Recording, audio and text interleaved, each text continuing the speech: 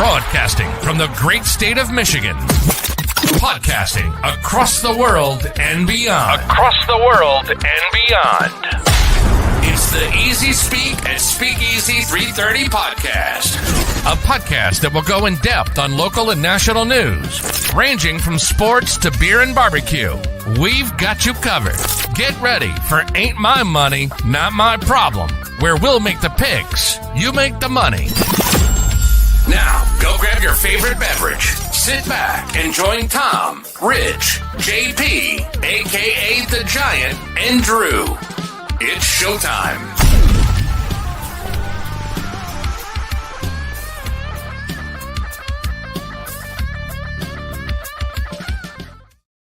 We are back.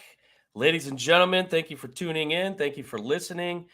We had an off week last week because I was on vacation, and our good buddy Rich Jasper was out somewhere in the middle of the Pacific Ocean, so he wasn't able to join us. But nonetheless, we're back tonight. Looking forward to it, although we will be without Rich because he's away on a work trip. So busy man these days. But we're going to get this thing going. Going to talk a little Jim Harbaugh situation, 4-game suspension, put on hold. What's going on there? Will he ever get suspended? And if so, how much? So we'll hit on it. And speaking of Michigan football, they're going to get ready to start here in about a week and a half, and actually 2 weeks. But what's their expectations? They're number 2 in the polls.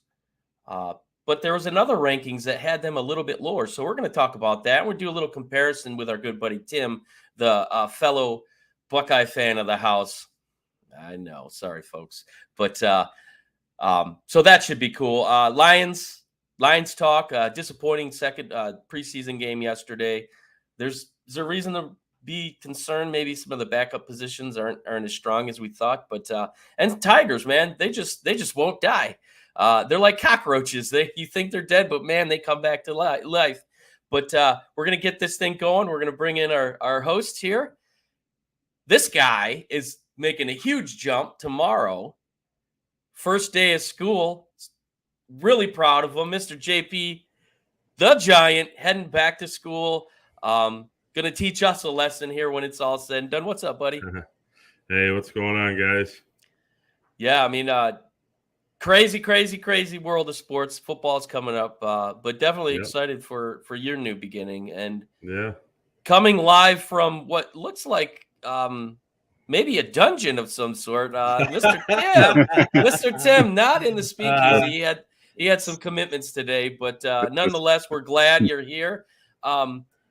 We had to question if there was something hanging on the door or if there was some whips and chains going on back there, but he assured us. Happens, fellas. Yeah, he assured us. He's just going to hang the Pornhub banner next week.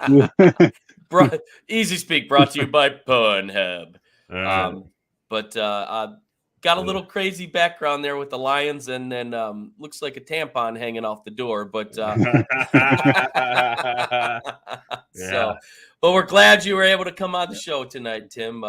We were, questioning if you were going to be able to make it. It was just going to be JP and I, but we're glad to have you. So give me a reason to figure out how to do the setup here. Yeah, there you go. Yeah, this is your first time doing it remotely. So, and I'm not disappointed because it's about 100 degrees out in the speakeasy. I ain't got time for that. So, let's get this train on the track. We're going to start off, like I said, Jim Harbaugh issues. 4-game suspension put on hold. The school agrees. The NCAA agrees. But this other group that kind of oversees the whole situation says, not so fast. We need to review this even more. JP, I'll start with you. You're our resident Michigan guy. Do you think that this suspension is going to see the light of day at some point? And if so, is it a possibility that he's looking at, more than 4 games? Yeah, I think it was just the fact that it was supposed to go in front of a committee that was going to take up to 30 days to get an answer back to them.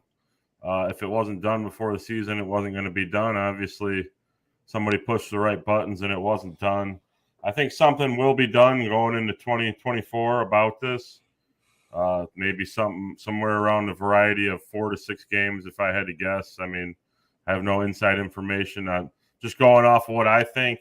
Mm-hmm. I think it'll uphold at about 4 to 6 games, which will really be a lot more crucial for them next year as they bring in Texas. I mean, do you think that came into play with this decision, being that the games that he suspended are, let's face it, they won't miss him.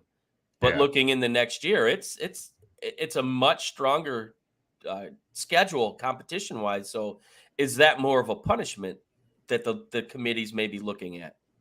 Well, I mean, that's hearsay, really. There's no telling. I don't know. And JP's speechless. The university isn't talking about it right now. And Harbaugh's not talking about it. He's not. Due to the legalities, he can't talk to it. There's nothing really being leaked out on it. It's just really all speculation at this point. Did you hear somebody did ask him about it, and they're like, "Can you talk about it?" And he goes, "No." It was like one word answer, like no, but wouldn't expect anything less. Nobody does awkward like Jim Harbaugh. Oh, there's no question about that. So you mentioned 4 to 6 games. Mm-hmm. There have been rumors on X, we'll call it Twitter because I'm not calling it X, that this is the perfect opportunity for Harbaugh to do what he's always wanted to do, jump to the NFL if he has a 6-game suspension. Do you see that as a possibility? I see that. The only way I see that as a possibility is if they go out and do what some people think they can do this year and win a national championship. Yep. Because I think if you go out and you win a natty, your mission's complete, right? And he's been very vocal about, having second thoughts and, wanting to pursue the NFL and win that championship as well. And being so close, I mean, that would have to eat away at you. So I think, if they can go out and they can do it this year, I mean, there's a possibility that, he can say, hey, I'm done with all the rules. I'm ready to move on. Yeah, that makes sense. Tim, you got any thoughts on that? If he goes out, if he wins a championship this year and he's faced with that suspension, do you think that's maybe ammunition for him to make the leap? Oh, did we lose Tim? Oh, yeah. Well, apparently we don't have Tim. So never mind. He was having some internet issues beforehand, so maybe we'll get him back. But I guess that kind of leads me to my next question. I don't know if this is a fair assessment, but I just feel like the NCAA likes to kind of poke and prod at Jim Harbaugh. Is this warranted, or is he the type of guy that kind of brings on that negative attention? I think more so in the beginning of his career, with the Twitter antics and the music videos and satellite camps, and he kind of seems like a guy that presses every button available, and he's kind of been a little bit more low key and reserved here within the last few years when he started hiring better assistants and beating Ohio State. I think it's paid dividends to him because it was all show and no go for a while. And I think that he was kind of a target for everybody and fan bases across the country everywhere. But I think he's a little bit more laid back and reserved now. Obviously, he's not very humble and winning. He's shown that before. So there's a lot of people out there to get you when you're at the top. You know what I mean? You see it from the top teams in the country every year. There's our good buddy Rich Jasper on some turnpike, probably in northern Pennsylvania. Harbaugh for president. That would be awkward. We already have an awkward guy in the White House and had one prior to him, so he might be more awkward than all two of them combined. Power issues, Tim. Oh, shit, that sucks. Well, hopefully you can get on at some point again. We'll be looking for you. But yeah, you do mention a good point. All show, no go. He was. I mean, sleeping on recruits' bedroom floors, which is creepy in itself. It seemed like he was really going out of his way to, be different than everybody else. And the results just weren't showing on the football field. And since he's I think he's let his coaches do more of the recruiting, and it's worked for him. And the world of recruiting in college football, it's a dirty game. Coaches talk, players talk. I mean, there's a lot of negative press. You know what I mean? A lot of negative stuff going on out there from other schools. Right. And, there's dirty pool. You never know. You never know who's turning in who, and, Well, and let's face it. Why are these allegations, come to the foreground? It was because a former member of the coaching staff that kind of brought it to the surface. And so, which is a whole nother problem in itself. That's dirty pool. I just think if you've got a beef with somebody, you take it out in different ways. Yeah. You don't throw somebody under the bus. I don't know. Frankly, as a Michigan fan, all the off-field Jim Harbaugh offseason train, it gets old. You know what I mean? What do you say? You don't know what to say. You know what I mean? It's like, you can't talk about on the field stuff, and it's every year it's just something new, and it's quite frankly, it's kind of old. It's kind of like Aaron Rodgers every offseason. He's holding a team, or this year 2 teams, hostage, and it's more about him than the actual game. Same with Harbaugh. There's always rumors. Some are, warranted. Some are, him pursuing other opportunities. But yeah, I agree with you. I think, can we focus on the gameplay? Can we focus on the next season? And it just hasn't seemed to be the case here. So, looking at those possibilities, which it's a good possibility that there's some suspensions coming. Speaking of recruiting, it's a dirty business. Yeah. Are you looking at a situation where if there's even the thought of Harbaugh leaving, we're going to lose some recruits or some potential future recruits? It all depends on if there's a complete staff overhaul, who you got. Michigan's always going to recruit. That's shown time and time again. Rich Rod was able to get people here. Brady Hoke was able to get people here. Lloyd Carr certainly did. Harbaugh. I mean, it's the brand, and it's the biggest alumni base there is out there. The brand speaks for itself. It doesn't really matter who's coaching here. They're going to recruit here. So I don't think not too much. No. Well, didn't they lose a couple potential recruits in the last week, like some 3 stars? I think they lost a couple guys that were committed. No, there's just there was one guy that went to Miami, and that's a whole different story. Miami has the real bag man at the paying the guys behind the scenes or whatever, allegedly. You know what I mean? They've lost the defensive end to Miami 2 years in a row. And there's crystal balls for a couple committed kids right now that are twins to maybe wind up at Kentucky, but nothing's final till it's final. Like I said, the world of recruiting is a whirlwind when you're dealing with 16 and 17-year-old boys. You know what I mean? So, yeah, I mean, and especially in the day of NIL. I mean, you might get an offer from this school, and that school hears what the offer is and says, I can better that, and again, and we've gotten into that on other shows about, is NIL killed, college football, which, it pretty much has. It's taken all the traditions out of it. But we do have our dungeon representative back. Let's see if his McDonald's Wi-Fi from Drew is improved. But real quick before we get on to the next topic, I asked you before you went froze, before Medusa got a hold of you, if they win a national championship and he gets a multi-game suspension next season, is that excuse for him to say, you know what, I've done enough here, I'm going to go back and win the next loop in my belt? I believe so.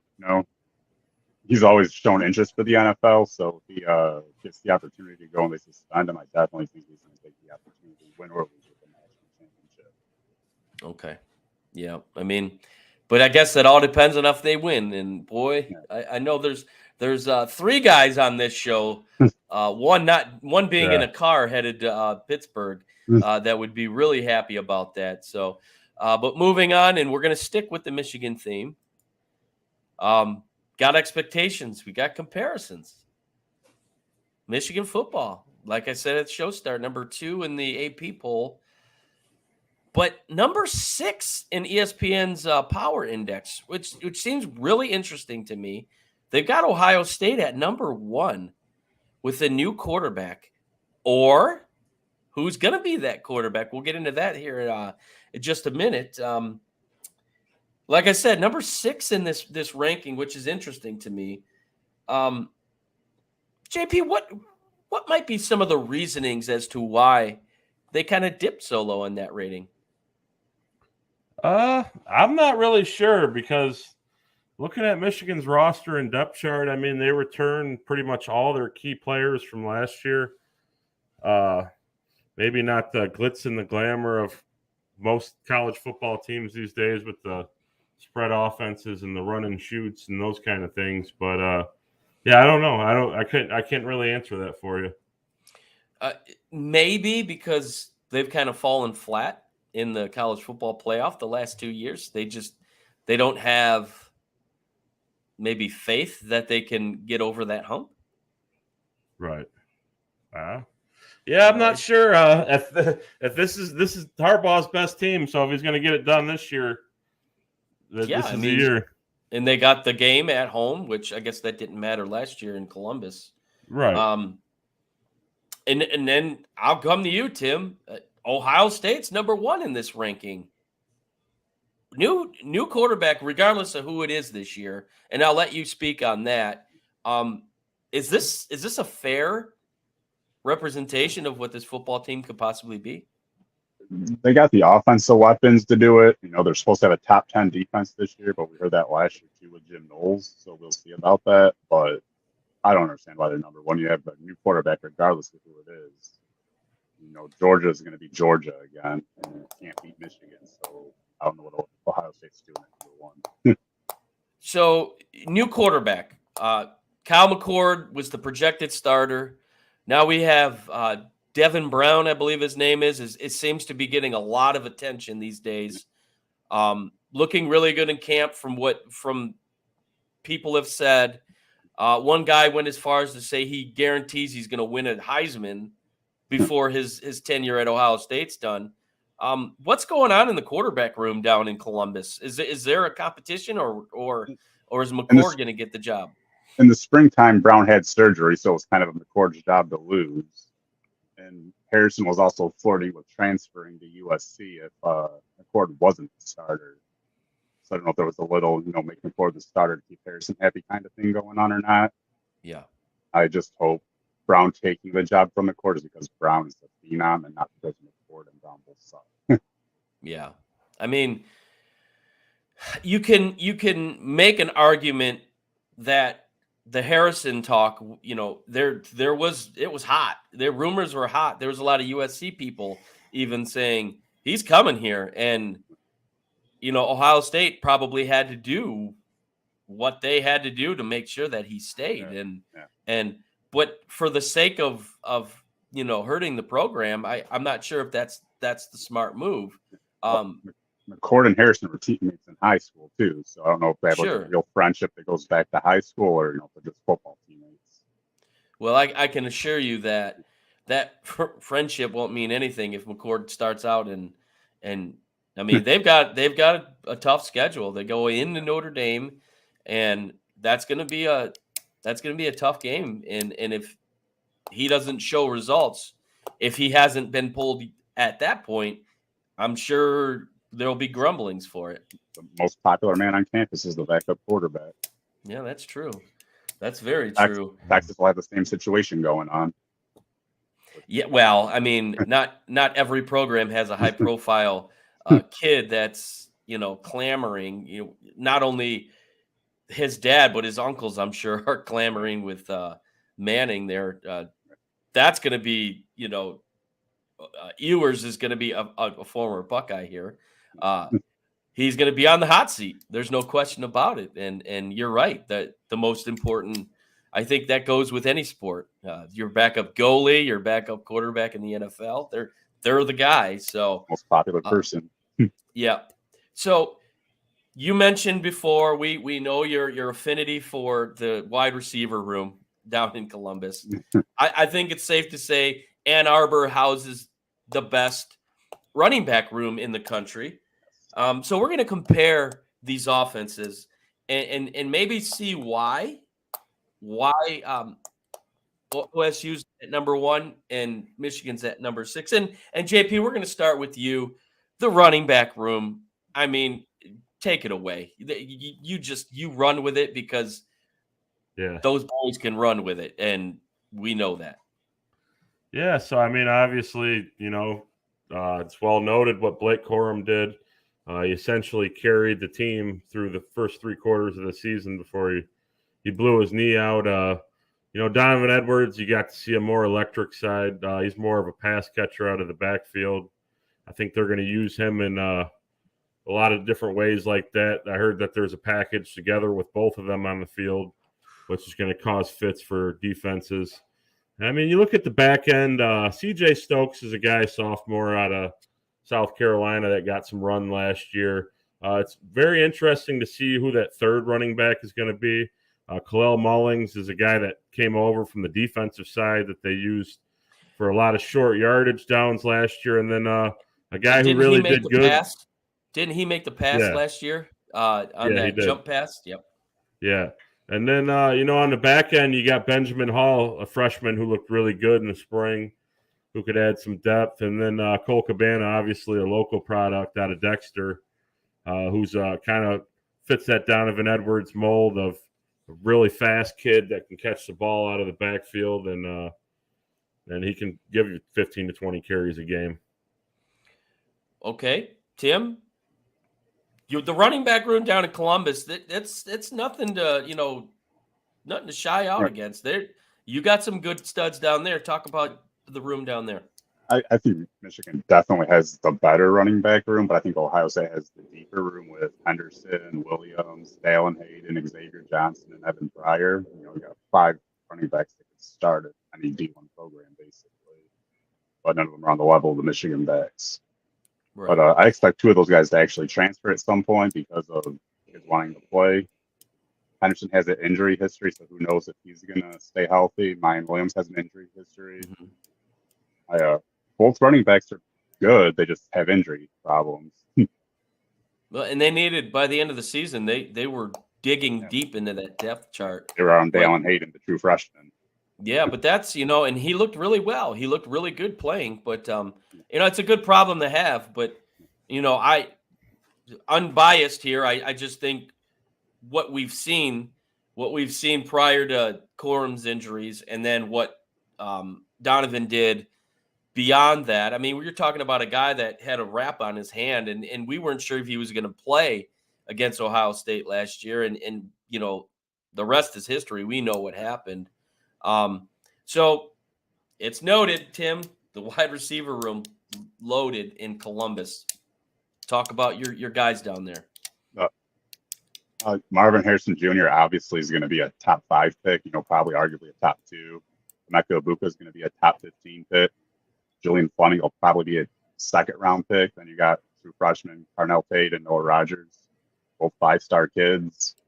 It's just reloading the receiving room in Columbus. They have 17 receivers on the roster right now. So, wow.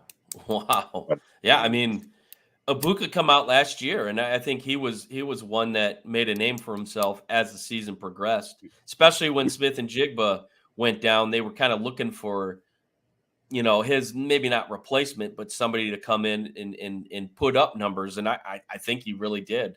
And we've seen it the past few years with Chris Olave and Garrett Wilson, into JSN, into Marvin Harrison, into Mecca. Right. Well, Olave was what, a 2-star, 3-star coming in, and we know what he turned out to be. He's down in New Orleans tearing it up in the preseason. But JP, we've got. Oh, go ahead. I was gonna say his coming out game against Michigan, he had 2 blocked punts and 2 touchdowns. That's how Chris Olave got put on the map in Columbus. Yeah. That was 3 years ago. JP, I think the wide receiver room here in Michigan is a little more experienced. Cornelius Johnson coming back to play. You know, he kind of had a big game against Ohio State, couple touchdowns, if you know what I mean. His coming out game. Talk a little bit about some of the other receivers that Michigan has. Yeah, I mean, you mentioned Cornelius. He's a bigger receiver. You've seen what he can do. Darius Clemens is a sophomore kid that's you're probably gonna see a lot of this year. He came from the mold of a DK Metcalf type body style coming out of high school. His favorite player, Roman Wilson. You've seen him go off in the TCU game. I think that's a guy that they got to get the ball to more. I think he's a threat. Then guys that are coming on, Tyler Morris is a sophomore. He played with JJ in Illinois before he transferred to IMG, getting rave reviews in camp. And they really like their freshman group. Carmelo English, freshman out of Alabama. He's looked good. Fred Moore, another freshman from Missouri. And then you have Samaj Morgan, who's going to be a slot type expert there for years to come from West Bloomfield. They say that kid looks pretty good too. Overall, I think it's a decent room. We don't have the Marvin Harrison Juniors of the world. Had kind of proved to not really matter lately anyway. But yeah, it's a solid room, and it's a young and up and coming room. Okay. Unbiased opinion. Obviously, Ohio State, I think you could probably agree with me, JP, has the edge just from overall talent. They've got the better name and potential. So I'll definitely give them the nod. Tight end room. We've got a young guy that kind of showed up big time toward the end of the season. JP, talk about the tight end room there in Ann Arbor. Yeah, so obviously, it all starts with Colston Loveland. Seems like Michigan's been putting out some pretty good tight ends as of late. I think Colston Loveland's a guy that you project to catch 50, 60 balls this year, multiple touchdowns. And then you bring over A.J. Barner from Indiana. He was a team captain, gives you some depth. He's another target, good in the run block. Matthew Hebner, a guy that's been in the program for a little bit, I thought looked pretty good in the spring. That if they ever wanted to go to a 2-3 tight end set, they got depth there. And Marlon Klein's a redshirt freshman guy that redshirted last year, who's supposed to be of the Colston Loveland type, just putting weight on, trying to develop a little bit more. But, yeah, I really like their tight ends, and I think the future is bright there at that position. Okay. I mean, Loveland's got he's Eric All there last year, although he was injured. He didn't play much. Right. But then Luke Schoonmaker, who, as the year progressed, he really looked really well and then decided to go pros, and he's a Cowboy. They seem to love him down there. So I agree. They've been putting out some tight ends. Tim, talk a little bit about some of the tight ends to look out for down there in Columbus. You have G. Scott Jr., who I believe is going to be a junior this year. He should be having a breakout season. With a new quarterback, who knows? And then you have Cade Stover, who is really good, but he just can't stay healthy. Seems to get hurt every year early on. They do have a true freshman. His name's slipping my head right now, but he's been having a really good camp. He was the first one to lose his black stripe, which means you're officially a Buckeye camp. He lost it in like 3 or 4 days of camp. So his name's slipping my head right now, but hopefully he takes over the starting role as a freshman. But overall, I think Michigan probably has a better room just because that offense they run. Well, I think the tight end position is probably it's the sexy position, it seems. And if you look to the NFL and I'm not saying this because he's a nice looking man, Travis Kelce, that's not what I mean. He's kind of reimagined the position. I mean, this is a huge. These guys are huge, and they're athletic, and they can run routes, and they can block too. So, you're starting to see the evolution, which to me is one of the big reasons why the running back position kind of is lost a lot of its luster. It's because the tight end position is it's been reimagined and most of the offenses in both college and in the pros. So I think it's no secret, J.J. McCarthy, as the season progressed last year, he really came on. And, I just couldn't get the job done against TCU, although I don't think that was really his fault. But I think we know what we're going to get out of him. I'd like to see some more downfield. I'd like to see him throw the ball a little bit more, and I think the expectations are that might happen. JP, what is your expectation with J.J. McCarthy? Yeah, I think they're going to go to more of a 50-50 style. I think it was 60-40 style with the run last year. He's got all the starts under his belt now. He's an experienced quarterback. You look around the country, teams like Ohio State, Alabama, Penn State, top 10 preseason teams that are rolling out new quarterbacks. So JJ's actually one of the guys in a big-time program right now that is actually returning. I think, as long as they can let him air it out a little bit more, as long as he can be more accurate on the deep balls, I don't see a reason why he can't throw for 3,000 yards and somewhere around 25 touchdowns or north of it. I mean, what he can do with his feet. He's going to cause a lot of problems. Like I said, you got Edwards and Corum back there. Should be a lot of layup easy throws for him this year. Oh, and like you mentioned, 2 tight end sets. I mean, They line up 2 tight ends and the 2 boys in the backfield. Yeah. That looks pretty good for Cornelius Johnson or whoever else is on the other side for deep routes. And one thing I will say about J.J. McCarthy, he's kind of a throwback. In the day and age we have today where kids don't go to schools for traditions, he wanted to be at Michigan, and he loves being at Michigan. And there's no threat of him transferring.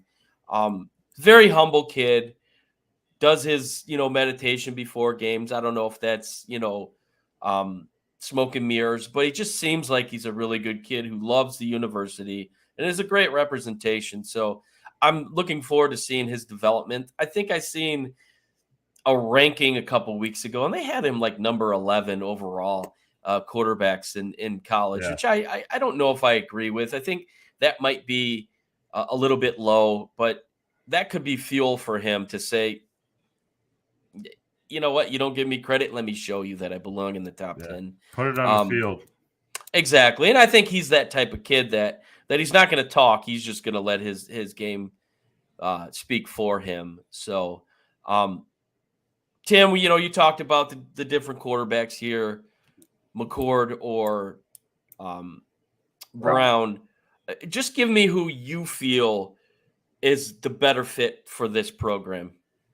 I would probably lean Kyle McCord just because of the experience. Devin Brown has 0 game reps as a collegiate athlete, so just based off experience, I would have Kyle McCord.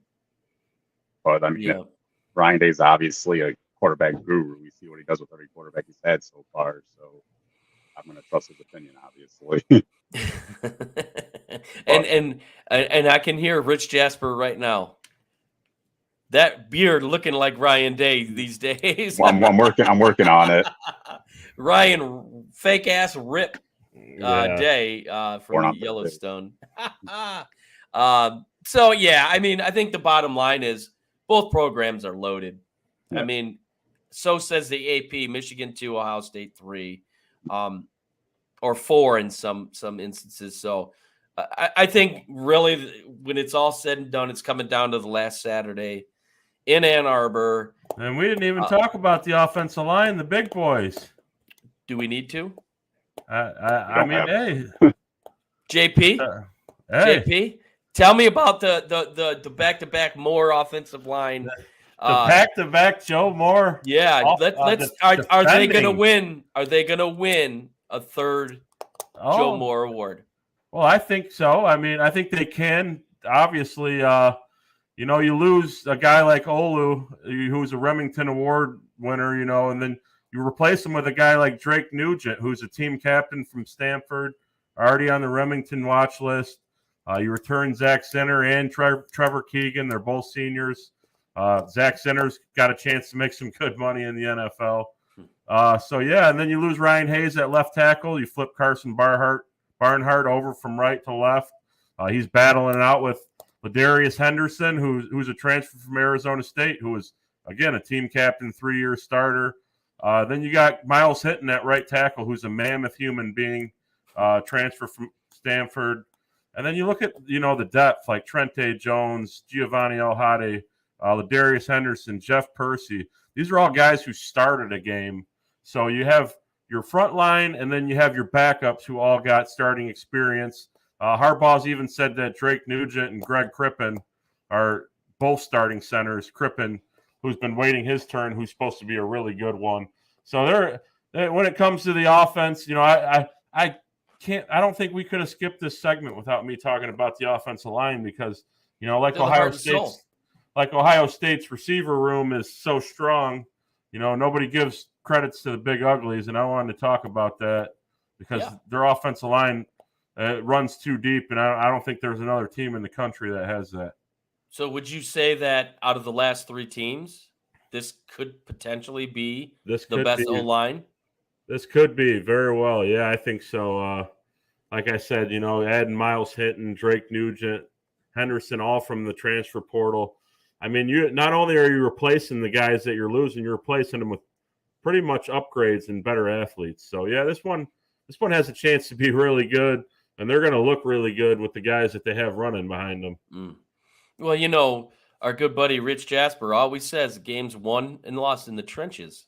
So, and one thing I will say, which I'm going to stop for a second and just acknowledge, you're a freaking savant. Your knowledge is just like ridiculous. Who else has that on a non-backed podcast? You're not going to find us anywhere but right here on the Easyspeak, and we are thankful that you're here. But Michigan's going out and getting transfers. They're not just getting regular guys. They're getting team captains. Yeah. You're getting the guys that are best at their position. And that kind of shows you the state of the program right now, that these kids they're already achieved where they're at, but they just want to achieve a little bit more. And this is where they're coming. Look at the transfers on the defensive side of the ball. The whole offseason, who's going to be opposite corner, Will Johnson. We know that Mike Sainer still is going to be the nickelback. And they go out and they get a guy like Josh Wallace from UMass, who was highly touted by a lot of the big programs in the country, multiple-year starter, and he looks like he's going to be your guy opposite, Will Johnson. And then they go out and they get Ernest Hausman, who was the best freshman linebacker in the Big Ten last year at Nebraska. And he's behind guys like Michael Barrett and Junior Colson, and he's got a few years of eligibility left. And then you throw Josiah Stewart into the mix from Coastal Carolina, edge rusher. So now you're rotating Jalen Harrell and Braden McGregor, Derek Moore, a guy who I talked about from Maryland, who's going to have a big sophomore year. And a name that I want you guys to remember is Big Kenneth Grant. He's a sophomore from Indiana, number 78. He fits the mold of Jordan Davis. He's 6'6", 340. He's a mammoth kid that can really move. Mason Graham, returning as a sophomore, is probably one of the best players out of Servite High School in that Southern California area.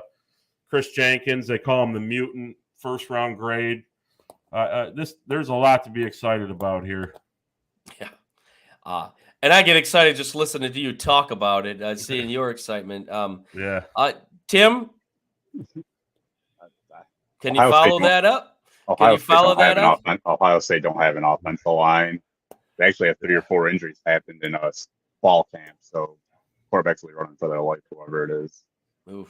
We lost Paris Johnson, 3rd overall to the Cardinals, so we lost our anchor, a left tackle. Yeah. But their offensive line is by far the worst position group on their team. And like in Michigan, Ohio State, they get the stars and they get the recruits, but Ben Herbert is one of the very few $1 million a year strength and conditioning coaches in the country. And you take those kids that are fringe 3-star, 4-star kids, and you turn them into 5 stars. And you see, especially seen it with the O linemen. Even like, guys like Mozzie Smith, that guy was an absolute freak show. And a lot of that credit goes to Ben Herbert. Well, you think about it. They come into the college program. They don't eat right. They don't, they work out, but it might not be healthy for their position. So they get them on these programs that kind of get them on the right path. And he's been with the program a couple of years. And I think you can see the difference in just the lack thereof of injuries for the most part. You're going to have some injuries, but I think overall Michigan has kind of escaped the injury bug. Obviously Corum going down last year was unfortunate, but yeah, I mean, you're right. You bring up a good point. You see the players on the field, but nobody really talks about the behind the scenes, the preparation that it takes. Right.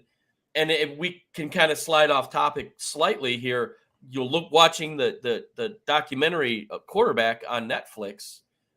Patrick Mahomes' workout regimen, his Monday, Tuesday, Wednesday workout regimen is absolutely ridiculous. And if you haven't seen it, I highly recommend it.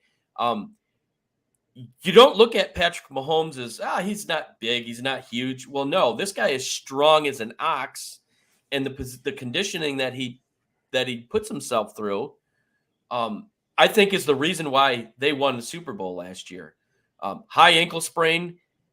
Most players, they're done. They're not coming back at all, let alone coming out for the second half. So conditioning matters, and getting these players prepared for the brutality that is football, I think is a great point, JP. And I thank you for bringing that up, because, not enough credit goes to, the guys that aren't seen on the football field. So, it's like a lot of people, they look at, they don't look at the broad spectrum of things, like a guy like Derek Moore, who I talk about, who's lost 23 pounds, who's stronger, faster, going into his second year, a guy like Kenneth Grant, who's 340 pounds, but, it's like running into a brick wall. You know what I mean? Or Chris Jenkins, who came to Michigan, who's at 300 pounds now, was a 220-pound defensive end when he came to Michigan. These things develop over time. Sure. And their bodies are still growing, so it's the perfect opportunity. Right. But nonetheless, I mean, it's going to be a fun season, and it kicks off next Saturday, actually. We'll get into that a little bit later. But for Michigan, it's 2 weeks away, and Buckeyes are in a couple weeks away. Who do they open up against? At Indiana. At Indiana. They're opening at Big Ten play? Yep, that's interesting. Indiana. I don't know if I like that. Did they do that last year? Yeah, they played Minnesota, I believe. Yeah. What is it? Nebraska and Minnesota are playing. They're starting the season. I don't like that. I don't. Ohio State's first 6 games are 3 at home and 3 in the state of Indiana. Yeah. One Indiana, being in South Bend. Yeah. One in South Bend, and then the other one to do. Sweet. So, we're looking forward to this season to get going. We're looking forward to another season here. The good old Pontiac Pussycats. Lots of hype. You want to talk about hype train? There's a lot of hype for this team. The NFL certainly believes that. But, man, they didn't look good yesterday. I witnessed it firsthand. It was awful. But I missed it. Now, before I get too far ahead of myself, it was mainly – I don't think there was many starters playing at all. No. So, not really getting freaked out about that. But the question really is, Teddy Two Gloves looked god-awful. He's only been with the team about a week and a half. I'll give him that. But Sudfeld came in. They led them to the only touchdown, but he didn't look any better. And maybe their secondary looked a little concerning. But, JP, is there a reason to look at the backups and maybe be a little concerned, especially if Goff goes down? Or are we looking at a ugly season if that happens? Yeah, I mean, the Lions are a good team. They're a good developed roster, but they're not a deep team right now. You know what I mean? Yeah. And when you look at the starters, like you got Marvin Jones, who's probably going to have to play some, given our circumstances. Amon-Ra, Josh Reynolds, who has good rapport with Jared Goff and Khalif Raymond. But you go after that, you got undrafted Dylan Drummond, undrafted Maurice Alexander, Trinity Benson, Avery Davis, undrafted Chase Cota, Antoine Green. That wide receiver room is a little thin, to say the least. And then even, on the offensive line, you got, Graham Glasgow, who's a good assurance guy, but yeah, they're in the stage of building a good roster, but they're not a deep roster yet. Yeah, I mean, and we know the football season, NFL, man, there's injuries left and right, and we had a friend text yesterday, like, if Goff goes down, we're in trouble. But yeah, Tim, like, what is your concern level? Seeing, I get it, it's preseason, and I think Bridgewater will kind of figure it out. Annoying as hell, by the way, that he's wearing number 50 because they have to announce it before the start of every possession. Number 50 is the quarterback. No shit. But but are you concerned with, like JP said, the depth of this team? Yeah, the depth will be a big issue if it comes down to it. Goff gets hurt or St. Brown gets hurt. There's nobody behind them that we can rely on to carry the team for a few weeks. That's any position on the Lions right now. JP said it best, for a building team. Right. I'm a big fan of Chase Cota. I believe he's going to make the team, and I believe he played well yesterday. He had a nice return. I believe he'll be the number 2 receiver behind Brown within a few years. So well, in a few years. Well, he had a nice return, and I believe he caught the touchdown yesterday as well. Tim, I will say that if Chase Cota is the number 2 receiver in a few years, then we are trending in the wrong direction, my friend. Yeah. Well, then the Bears are going to bypass us, and that's just. Yeah, the Bears are nipping on our heels right now. We need to upgrade that position. Yeah. Quick. But speaking of receivers, it's no secret, J-Mo, he's had some bad luck.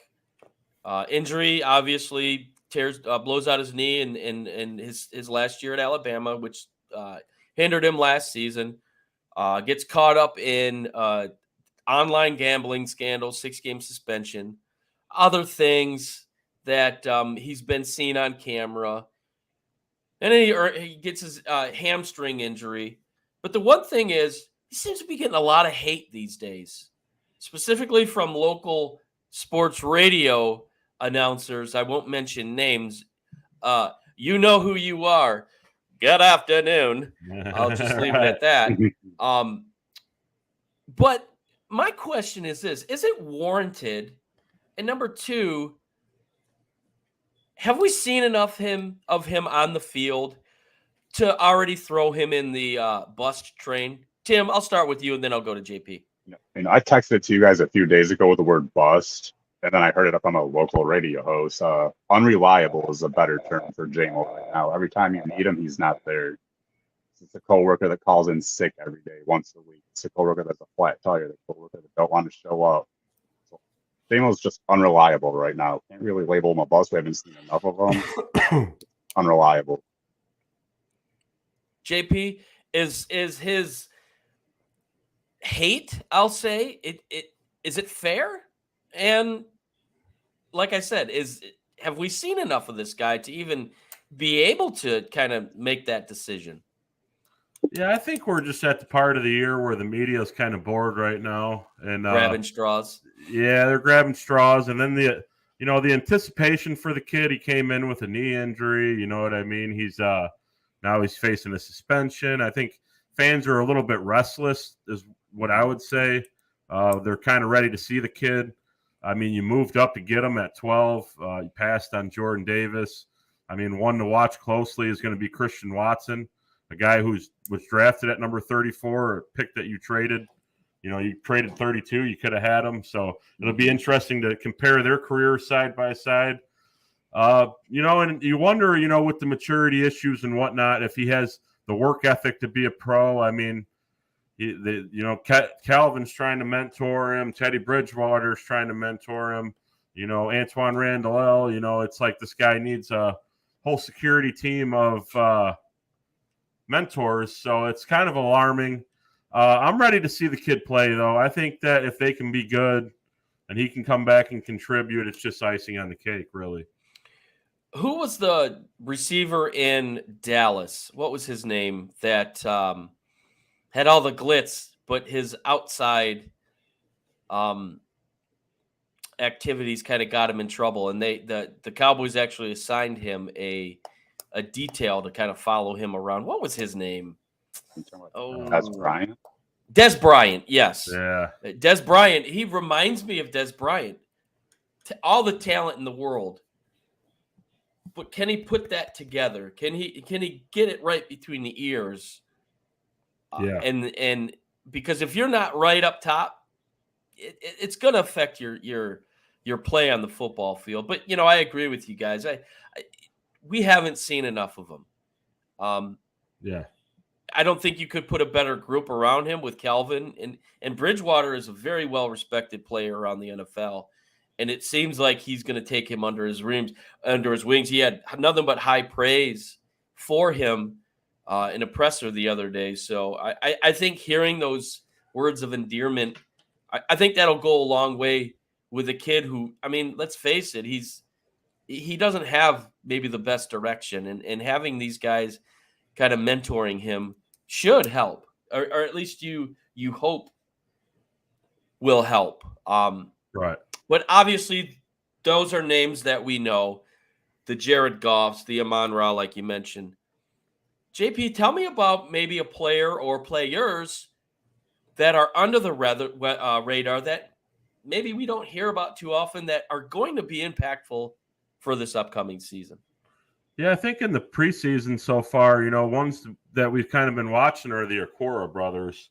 They've dealt with their health injuries, their health issues and whatnot. And, I think that if there's no telling what Charles Harris is going to do. Josh Pascal coming in the second year has a little bit of experience. But if they can get some production off the edge from the Okora brothers, that would really bolster them. And then another one is Broderick Martin, the rookie that they drafted out of Western Kentucky, I believe, at defensive tackle. He is a big fella, and they need those run stuffers, those guys in the middle, because in games like Carolina, they showed you that they had some vulnerabilities up the middle. Yep. Against defenses, and then that's really it for me. It's the defensive players. I think all the offense is pretty well noted. You got your starters, and then you have a bunch of undrafted guys that we'll have to wait and see, right? Yep. Tim, you got any players that you've kind of picked out as maybe some diamonds in the rough, we'll say? I like the cornerback Starling Thomas out of UAB. He's done nothing but show out in camp so far. He's actually number 2 right now on the depth chart with Sutton being hurt. So he's an undrafted free agent being number 2 on the depth chart. He's either really good or the Lions have no depth at corner, which we know they addressed the secondary in free agency. Yeah. And, I'm a fan of Chase Cota. It's his time to shine. There's no receivers really besides Brown. Just a big fan of him. Like I said, he's going to make the team, and I believe he'll have an impact this year. I'm waiting for the Tom Kennedy reset. It's only a matter of time before he's back with the team. Matter of fact, I think isn't he back on as like he's going to be on the practice squad or something. Yeah. He'll no matter he might be Aldi at Aldi collecting carts. But then the Lions, hey, Tom Kennedy, we got a spot for you. So. I tell you who I like, and seeing him play yesterday was Stephen Gilmore, the brother of. Now this is interesting. It's like Stephen Gilmore for the Lions. Stephen Gilmore, right? And that's his brother is Stephon Gilmore. Yep. But the way they're spelled very similar. It's strange. He's a rookie out of Marshall. Yep, he had a pick yesterday, and I believe he had a nice punt return. He looks pretty good out there. And yep, corner is a concern for sure. And I'm gonna go back to the guy last year that only played 7 games, James Houston. He was a beast yesterday. It seemed he was in on every tackle. And I don't know why he doesn't get the publicity he deserves. What did he have? 8 sacks in 7 games?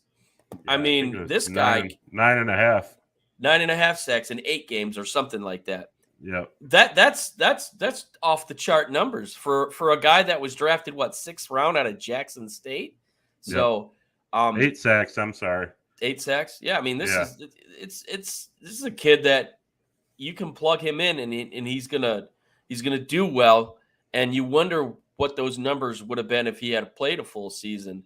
But you put him on the other end with Hutchinson, who I think is going to have an absolutely ridiculous year. I think that makes him even more primed for some more sacks. So, and you guys are talking about cornerback depth. I was kind of wondering, when we were going to get to see Emmanuel Mosley. A guy that we signed out of San Francisco who played pretty good ball out there. I know he's coming off an injury and we have him signed for 1 year, but you're kind of wondering when you're going to get to see him get in there. Yeah, I mean, he's a high-profile guy, one of the big names they brought in this offseason. Yeah. So you wonder if they're just kind of like waiting on him. They're not taking any risks. Right. And then they're going to kind of unleash him as the season goes. But it's a good point. If he's healthy and on the football field, I think that makes them a better team for sure. So moving on, talk about a roller coaster season.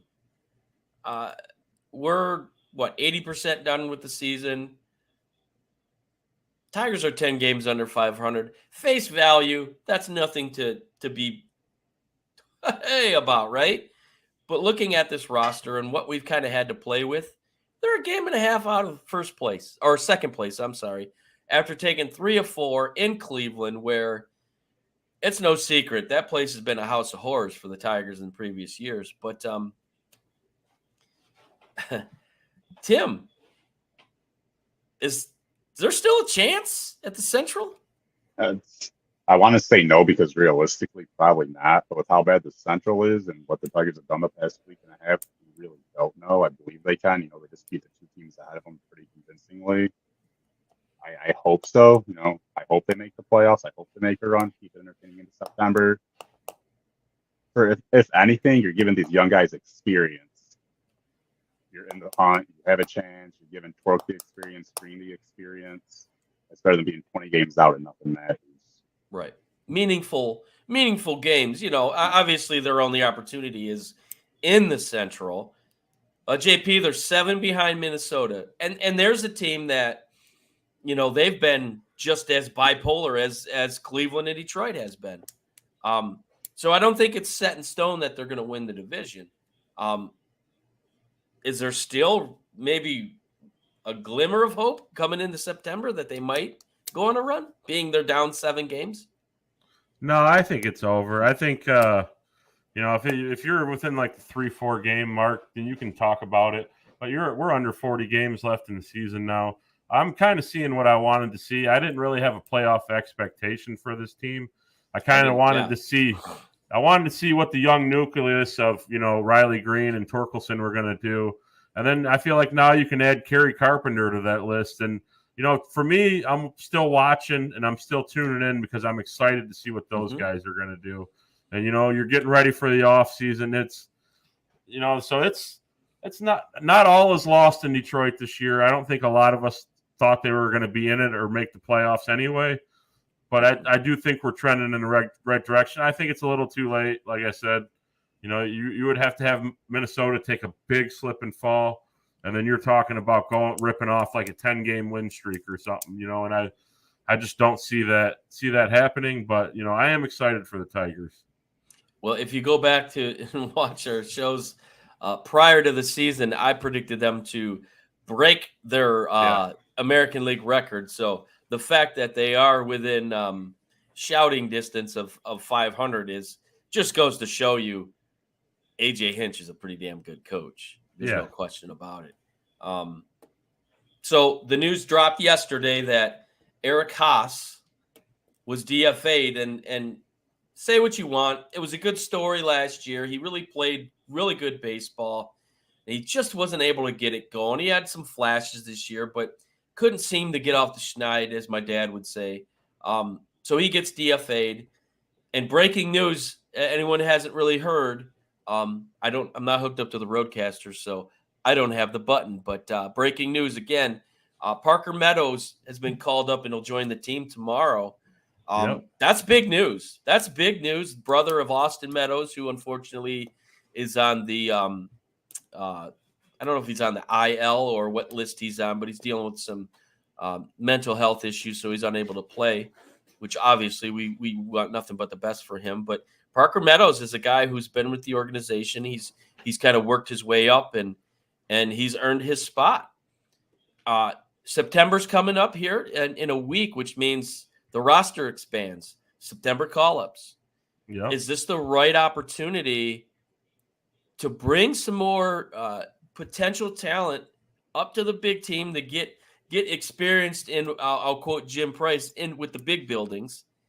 Is this an opportunity now to bring up the Malloys or the Colt Keiths? And I do understand Keith's kind of had a downslope, but could bringing him in for the last month of the season get some good experience that he could take, and then maybe, who knows, next year he can join the team. JP, what do you think about the opportunity of some of these Toledo guys moving their way up and getting some experience? Yeah, with Colt Keith, I mean, he's seen 148 at bats in the minors. He's only batting 257. He's got 6 homers. He is 22. I mean, you think about guys getting called up 23, 24. You want to see a guy in the big leagues at some point. I don't think he's ready. You look at Parker Meadows. He's seen more at bats than anybody this year. He's got 19 homers, 65 RBIs. He looks, obviously he looks the bill of a major leaguer. And Justin Henry Malloy, I think, is the only other guy, who's also got around 18 homers and batting around 300 that I think are actually ready. A lot of these guys are developmental projects. Tyler Nevin, prime example, is a guy who's tearing the cover off the ball in Toledo and has looked like complete ass every time he's been called up.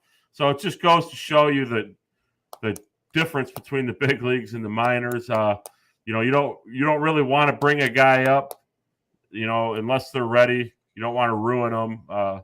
With September call-offs coming and the roster is expanding, obviously, it gives you a chance to get some at-bats. I believe that they're out of the playoff contention. I think that they believe that, without saying that officially. So why not get some of these guys going? Justin Henry Malloy is a guy who's a corner infielder who can play third base for you, which is a position of need, big time. Yep. Tim, do you think that calling up some of these young guys is maybe kind of like a prelude to what the future could look like for this team? I believe so. With Malloy and Meadows, they should be ready. So we'll see if they'll be ready for this season and then the start of next season. Colt Keith, like JP said, is kind of fallen off. Other than that, those are the main 3 I'm ready to see. I want to see if Keith can do it or not. And then Malloy and Meadows. The Angels just called their first round pick 43 days ago up. So that's 23, 24. You just debunked it with that. That's incredible. he goes from college to the pros within a month and a half. That's unheard of in the game of baseball. But that too is, I think you're starting to see a lot more, and this goes with hockey too. You're starting to see a lot more draft picks that they're not being wasted away in the minors. It's like we spend this money, let's see what you got, and I'm all for it. I think it's great. So we're talking about the future of this team, and the future of this team as of late has been very, very nice, specifically offensively. Special Torkelson has really found his niche at the plate. He's been hitting the ball, tearing the cover off the ball. And I think as fans, we've been waiting for this to happen. And it's happening right now. And you pair him with Riley Greene, and like you say, Kerry Carpenter.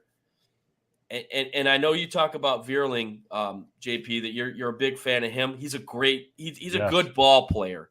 He's a really good ball player. And he's somebody you want on your team. With Torkelson really kind of coming into his own, what does that mean for the future of this team? Obviously, he's batting behind Greene, which they're going to feed off each other. But does that kind of change their path in the future?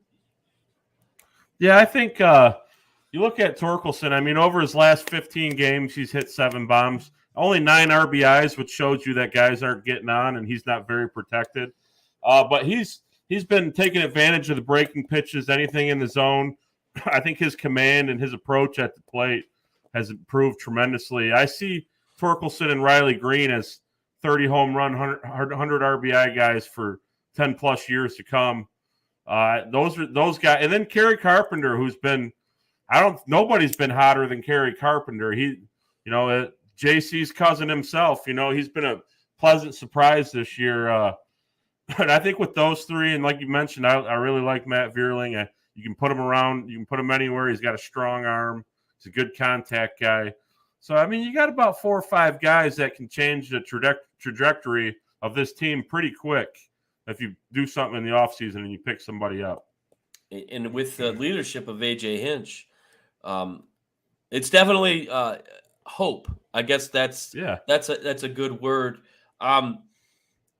Tim, there's been, up until probably, about a month ago, there was talks about Tork, like he's a bust and what's going on with this guy. And, baseball is hitting a baseball. It might be one of the hardest things to do in all of professional sports because you're seeing different angles and different speeds. It's not something you can just jump on and be successful. So for him, obviously, finding his form took a little bit longer than I think most people expected for a first pick in the draft. But he's there now. Where do you think about Torkelson? Do you agree with JP that this guy could be a 30 home run hitter or maybe more guy? I definitely believe so. He's shown us he has the power when he's on. What JP's had 7 home runs in the past 15 games. That's a pretty fucking good home run rate. I believe with Miggy helping him throughout the season, it's helped his development go a little bit smoother. I'm pretty sure Miggy's taking him under his wing, and I believe Tork's shown us what he's capable of. Speaking of Miggy, for kind of the down season he's had, this last couple weeks, he's really hit the ball. And that home run he hit the other day, albeit it was his second of the season, which is kind of sad, that was a bomb. He hit it 340 feet in Minnesota. But he's really hitting the ball. And I think that's kind of the team is following suit. He's really come around. His average is up. And I think the other guys are kind of seeing that. And obviously he's always got a smile on his face. It's contagious. And he's a great clubhouse guy. But I do like what he did today in Cleveland when they handed him the guitar. Jose handed him the guitar, and then he put up his Dukes. I'm like, only Miggy. That's classic Miggy. And unfortunately, we only got another month of the season to witness that, and I think we're all going to miss his smile. But hopefully, he'll be still around the program. But you think he becomes some kind of coach? The Tigers or somewhere else? I think he's just going to have a lot of money and drink a lot of tequila. Yeah, I see him stepping away from the game, maybe being a consultant in spring training or something, but we'll see. But obviously, first ballot Hall of Fame. But JP, you mentioned a little bit ago about if they go out and get some pieces. Obviously, Miggy's contract, big contract, off the books after this season. They've got money to spend. Yeah. The caveat here is Chris Ilitch, it's hard to read. Does he want to spend money? Does he want to be like his dad? All indications are he's not like his dad. So it's been tricky. But we have a guy in Scott Harris who I have faith in, and I think we all have faith in. He's kind of groomed. He's been groomed with some good organizations, we'll say, in Tampa and in San Francisco. Those are two of the best in the biz. So I really feel like he's going to let him kind of do his thing. And with that being said, do you think they make some key moves, and at what positions? Yeah, I think so. I think they're going to spend – they're probably going to have about $50 million off the book. A couple guys that I like, and their position of needs. I've made no bones about it. They need an everyday third baseman. They need an everyday second baseman. And I really like Matt Chapman, who plays for the Blue Jays right now, who started his career in Oakland. He hit 36 home runs in Oakland in 2019. He's giving you 25 plus home runs every day. He's a veteran. He's your everyday third baseman. He's a pro. And then another guy I liked who's going to go on the open market is Blake Snell, a left-hander for the Padres. He's looked really good this year. 2.6 ERAs, on pace to strike out 200 batters. And you can't have enough. I think if we can bring Eduardo Rodriguez back, and you compare a guy like Eduardo Rodriguez with Blake Snell, those are two pretty tough lefties. You know what I mean? Mm-hmm. And not to say that's the direction that they go, but if that was my wish list, what I think would make sense, that's what I would do. Well, and if you look at San Diego, they're not going to make the playoffs this year. Yeah. And it's no secret the money that they've spent. Yeah. They're going to need to cut some costs, and I don't think they can afford Snell. And that would be a great addition because he can bring the heat, and he's real crafty. Yep. He's a fiery guy too. Yep, and he come from Tampa Bay, and there's another guy, so there's a relationship with Harris. So that's definitely a possibility, and that would improve. Chapman, 100%. I agree with you on that one. That would bolster that corner definitely, and add more pop to that lineup to go along with Tork and Carpenter and Greene, who he's no slouch either. So, Tim, do you have any thoughts as far as the offseason? Will they make some moves to improve this team? And if so, what are some positions of need that probably should be top on their list? Definitely a third baseman, definitely a second baseman. And I would go as far as saying they probably need a top 3 pitcher, a veteran, just to help these young guys develop. We have no ace, so to speak, to help these guys develop and lead the way. We have Erod, but he's not, a number one guy that can take everyone under his wing, show them the big league way, and stuff like that. So, a good pitcher, a second baseman, and a third baseman. Well, I think you can look at next year. Hopefully they'll get Casey Mize back. So essentially that'll be maybe like a free agent acquisition, because he hasn't been with the team very long. So adding him to the mix will be nice. And that is the big question mark with Erod. Will he come back? And he claims he likes being here, and he claims his family likes being here, but talk is cheap, and he showed there at the deadline that, I'll go to LA, but I want 20 million more. And is he going to pull that? Is he going to pull that here in Detroit? Frankly, I think Detroit's probably the only team that would exercise maybe that option, because he's been a little up and down. He looked good at the start of the season, and he's kind of leveled out since. So, that'll be interesting to see. I hope they don't make the mistake like they did a couple years ago by signing Baez to a 7-year mega deal. And we all know where that's kind of come out. Hasn't really worked out well for them. So, but then again, that leads me to, I don't think we'll see a lot of contracts like that. I don't think a lot of teams are looking for 7+ years just because the risk is too risky. It's not worth the reward. So this offseason should be interesting. And of course, who's out there? The big man, Ohtani. So cha-ching for him. So yeah. But, you guys ready? We're ready. You ready? Let's get it done. Let's do it. Get those betting slips ready. It's time for Ain't My Money, Not My Problem, where we make the picks, you make the money.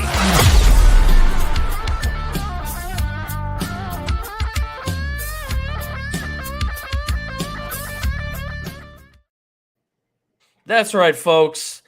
It's that time of the show. Get those betting apps out. Get your pen or pencil ready. We're going to give you some bets. You're going to win some money. And hey, who knows? Maybe you'll give us a little kickback. But Mr. Dungeon Man, Tim, it ain't your money. It's not my problem. What you got? I got two. I got a futures with the Detroit Lions. Dan Campbell, head coach of the year at plus 1,000. Cornbread. I'm all over the Kool-Aid. So yeah, that's my futures. And then week 0, I got Notre Dame or Navy plus 20 against Notre Dame. Oh. The style of offense Navy runs, the running game. First games of the year, I don't think Notre Dame's going to be clicking on all cylinders, and 20 is a lot to make up against an offense like Navy. Well, what did I see? The money line right now, according to DraftKings, minus 1350 money line for Notre Dame, plus 800 for Navy. We've seen bigger upsets in opening week of college football. Yeah, we have, but I don't know. I really like Notre Dame's quarterback. I think he's going to really elevate them a little bit, but we'll get into that on a future episode. JP, it's not your money. Not my problem. Yeah, so we're not going to be we obviously won't be doing a show till after week 0, so I'm going to stay with that game. I usually, my instincts tell me that the Naval Academy always plays Notre Dame tough, but Navy, they're breaking in a new head coach, Brian Newberry, a guy they got from Kennesaw State at the FCS level in Georgia. That's tough. And then you're factoring a Naval Academy with it. Sam Hartman, I think, is going to be a dark horse Heisman contender there at Notre Dame, who threw for a zillion touchdowns at Wake Forest. I actually like, and I like Notre Dame minus 20.5 at minus 105. I just think Naval Academy, new coach, you're going up against a high-powered quarterback, big-time school, games in Dublin, Ireland. I like Notre Dame to cover the points. I think if you get it right now, I think it's going to go up.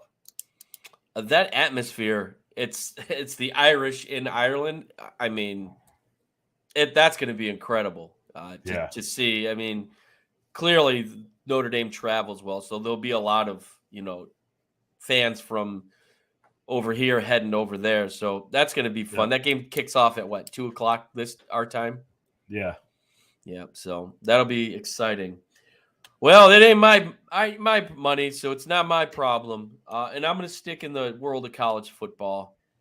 And I'm going to go college football playoffs. Georgia, Alabama, Michigan, Ohio State, plus 2,000 to all 4 of those make the college football playoff. I think Alabama's not getting a lot of talk. Nick Saban, he feeds off that, and he's not going to be okay with having another off season. So I look for them to make a lot of noise in the SEC. Georgia, like Tim said earlier, Georgia's Georgia. They surround themselves with weapons. I mean, obviously Stetson Bennett looked really good based upon the players he had around him. So, but then it comes to Michigan and Ohio State. I think they'll both be in position to, even the loser of that game will still make the college football playoffs, just because they're just so electric, and they're going to have great seasons. And that one game won't define them in the end. So, again, plus 2,000 for Georgia, Alabama, Michigan, and Ohio State to make the college football playoff. So you have Ohio State winning week 3 at Notre Dame? I can tell you more after the first couple weeks. Yeah, potentially. That's gonna be a solid game. Yeah, gonna be a solid game. So, all right, fellas, we're moving into the final chapter tonight. Some closing thoughts, and the man that I don't think there's any whips and chains or anything behind him there, or electronics, as JP mentioned a pre-show. Got any closing thoughts today?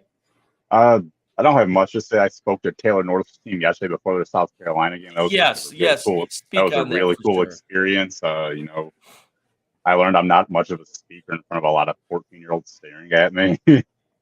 Probably the most nervous I've ever been. But see those kids appreciate me. Actually, the parents, more than anything, appreciated me talking to him post school. It was a cool experience. Well, explain why you were speaking to that team. So when I went through chemo in 21, this time of the year, there's not much to watch on TV. And, I was just watching Little League baseball, and I watched a team from Taylor, Michigan, right down the street. Literally the city I was in the hospital, went to the Little League World Series. So, having those kids, locally was bringing a smile to my face at my darkest times. Yeah. And they asked you to come in and tell them what they meant to you.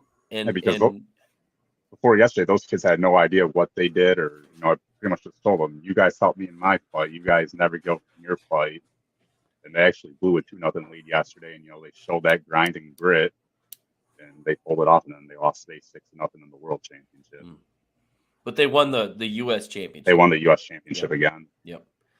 So that's pretty cool, and I think we need to get a little bit further into that on a future episode of what you went through. JP, final closing thoughts.